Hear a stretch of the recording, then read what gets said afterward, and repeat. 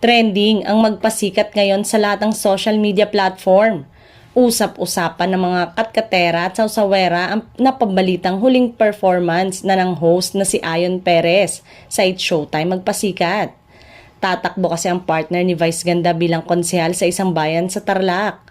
Cited din siya sa isang forum kung saan nanumpa siya bilang bagong miyembro ng isang political party na suportado ng kanilang gobernador. Ngayon pa man, nag-react na agad ang mga nagmamaldita sa nasabing move ng dating Mr. Escort at It's Showtime co-host. Binabatikos rin ito ng mga pasavage na kung may question sa kanyang credentials.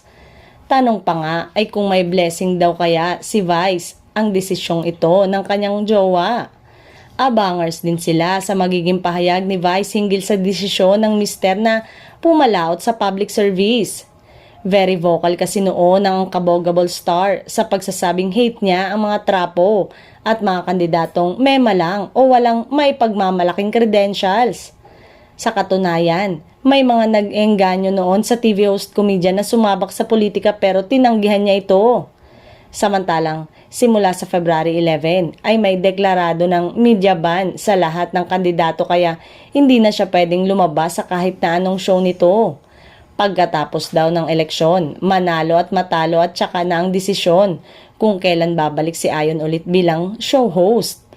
Kung mananalo siya, baka hindi na niya mababalikan ang kanyang afternoon show.